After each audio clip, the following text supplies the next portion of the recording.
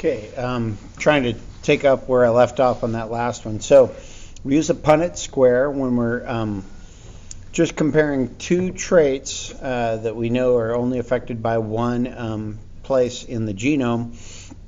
We're comparing those two traits and trying to predict what the F1 generation would be. We're going to use monohybrid cross. So that's just 4 boxes. In our next series of notes, we're going to show you how to work a monohybrid cross. Some of you did in middle school, so little heads up there. Okay, so here's an example of a monohybrid cross. There's a tall plant, and you're breeding it, crossing it with a tall plant. So you got the father here and the mother here, the pollen bearer here, and the seed here. And the outcome is that 25% are going to have the genotype of being homozygous dominant. 50% are going to have the genotype of being heterozygous, and 25% are going to have the genotype of being short, homozygous recessive. So you'll be able to see only in this one the short gene. Okay. Now, this is what happens when you're comparing two traits. So, for example, in guinea pigs, if you're going to say, okay, short hair and brown color versus long hair and black color, okay, you'd use the letters S and B. So S being short, big S being short, and big B being whichever one's dominant. I think black is dominant over brown, but I could be wrong. But anyway, and this will show you how to do this. I'm going to give you a better close-up view of this in a minute on paper. But this is what's called a dihybrid cross. So if you notice, there's 16 squares here, and you're going to see some examples on how to do that in just a little bit. Okay. So here's an example of long fur being, long fur is dominant in this case, black fur is dominant in this case. So white fur being recessive and short fur being. So the way you do this, I'll actually show you how to do this, but this is how it's all set up.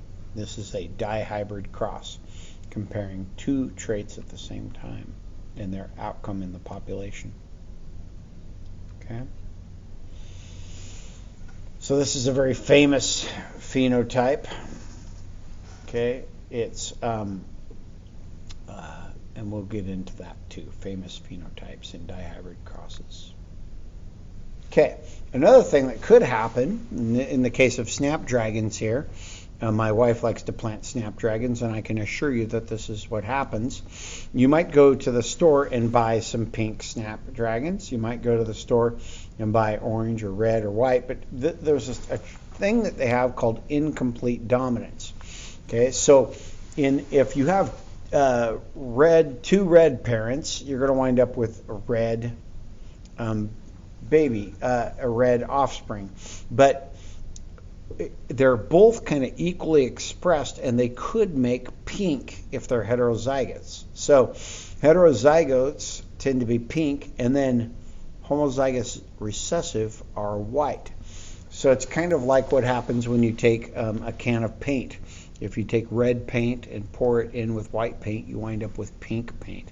And that's the exact case. And that's something called incomplete dominance. And then there's another trait you'll see called codominance, and that's exemplified by our blood types. So, for example, if you have a dad that's type A, a mom that's type B, both will be expressed equally in the baby. The baby could be AB. Okay.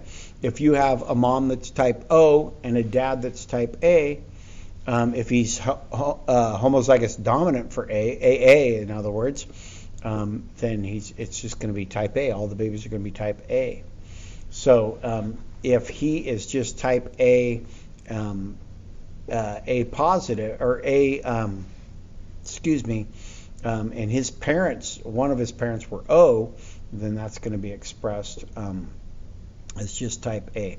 And we're going to do some Punnett squares in a little bit. I'll actually show you this so that it makes a little bit more sense. This slide just shows all the different blood types and their frequency throughout the world. So certain blood types are, and if you want to pause this you can, but certain blood types are more frequent and more common in certain areas. So it's, a lot of it has to do with genetic drift. So in certain regions you're going to have certain frequencies of say AB or A or O, or just some areas more common. Okay, now Labrador retrievers exhibit something called polygenetic inheritance, which means one trait is controlled by more than one gene. So, for example, how do you get a chocolate lab? How do you get a yellow lab? Or how do you get a brown lab? And this shows how that happens. So, if there's any type of big E, the lab will be either black or chocolate. Okay. If it's little e, homozygous recessive, in other words, it's going to be a yellow lab. Now, if the lab, it's big E, and the second gene expressed is B, so if there's a big B at all, it's going to be a black lab. But if the second gene that's affecting the trait is little b, it's going to be a chocolate lab. So big E, little b, big E, little b is going to be chocolate. Big E, little e, big B, whatever, is going to be a black lab. Okay, so the only way you're going to get a yellow lab is if the first ones are little e. So let's say you have a litter. Okay, you've got a chocolate lab crossing with a black lab. Now you know the genetics of the black lab. The black lab is big E, big B, little b. You don't know the genetics of the brown lab. Big E something, little b. Okay? So this just shows all the possibilities that could happen. Okay? You could wind up here, here, or here. Okay? It's virtually impossible to get a yellow lab out of this mix. Now, people make an awful lot of money being able to breed for coat color with labs, because people are very specific in their tastes.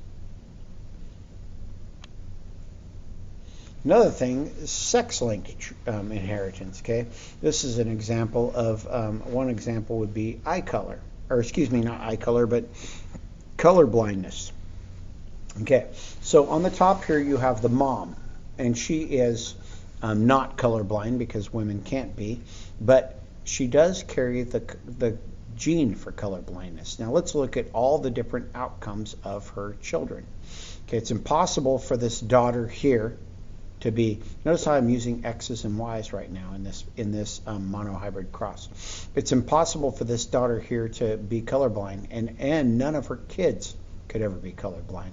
She simply didn't inherit the gene. But this got passed down here to this one. So this daughter, her phenotype she's not colorblind because it's going to be overshadowed by this X here. But she does have in her genotype, she's heterozygous. She could pass on that offspring colorblindness. Now there's a 50-50 chance that the male is going to be colorblind. If the sperm happens to hit this egg, you're going to wind up with a baby boy that's not colorblind. But if the sperm hits this egg, you're going to wind up with a colorblind baby. So that's an example of sex-linked inheritance. I'll try to explain that better when I'm going to give notes that I work through and try to make things more clear. I'm just exposing you to the vocabulary right now, but we're going to work these problems and try to make them make more sense. Okay? So here's a checkpoint for your notes. If big H is curly hair and little h is straight hair, so that's going to mean that curly would be dominant in this example, depending on the species of animal, right? So big H, little h is wavy hair. So that's going to be incomplete dominance, kind of like the snapdragon flowers that I showed you guys, okay? You don't wind up with really curly hair. You wind up with wavy hair, sort of a mix between the two. So that's incomplete dominance. Okay, next question. Why is color blindness considered to be sex-linked? Okay, it's because the gene is on the sex chromosome, the X chromosome specifically. Okay. If a dog with black fur mates with a dog with white fur, and each puppy had black and white fur, would you say that this gene is what? Okay, this is going to be similar to our blood type, codominance. Okay. Okay, here's something geneticists use. They use something called a pedigree, and they'll follow a family tree and look for traits. This is a pedigree that might be for something like, say, hemophilia, which is your blood's inability to clot. Okay, so somewhere in this family tree, a man had hemophilia, and he had a wife, and they had babies. One of those babies was not hemophiliac. One of those babies was. Okay, in this case, it's a female who's probably in the old days would have died the first time she had a menstrual cycle if she was a hemophilia. Nowadays, they can take a clotting factor, but back in the day, they couldn't. So that stopped that in the gene in the family tree. And then he meets this fella meets a lady that doesn't have the hemophilia gene, and none of their kids have it too. So that's just an example of how that works. Okay. So let's say, let's just look at that one trait, or we could look at another trait. Well, let's just look at that trait. Same thing. So this particular woman has the hemophilia, and she marries a man that doesn't. They have a baby that doesn't. Okay. Now in this family tree here, they have a baby that does have hemophilia and gets married. So we're going to look at their offspring on down, and you would follow it down to the next level and on down. Family trees. Okay. You saw family trees express certain things, hemophilia being one of them, when back in the day when cousins bred with cousins to retain royal blood. You saw a lot of bad traits really show up in royal families because they were interbreeding. This is the main reason that we don't interbreed, is so that we don't get too much expression of bad traits in our family tree. So here's hemophilia in a royal family. See all the reds popping up? Everywhere you see red, this is where hemophilia showed up in the royal family. And that's just because they kept inbreeding too much. So you'd see it a lot. And that's how we geneticists study pedigrees. It's one of the reasons why, well, my family, for example, we have goats. And about every year and a half, we trade our billy goat out.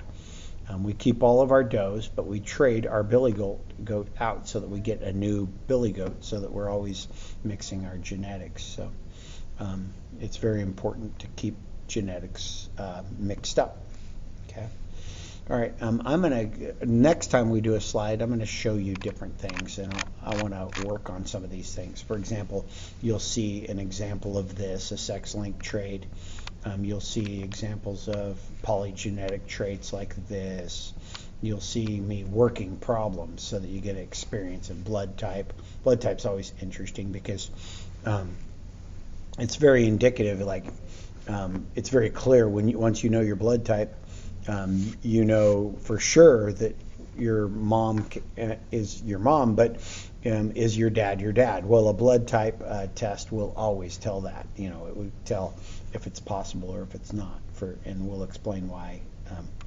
This stuff's really interesting to me. Incomplete dominance, we'll give you lots of examples of that so you can play with it. So, and then we'll do some dihybrid crosses together, and you'll have to do some for homework. We'll also do lots of monohybrid crosses, which are pretty easy.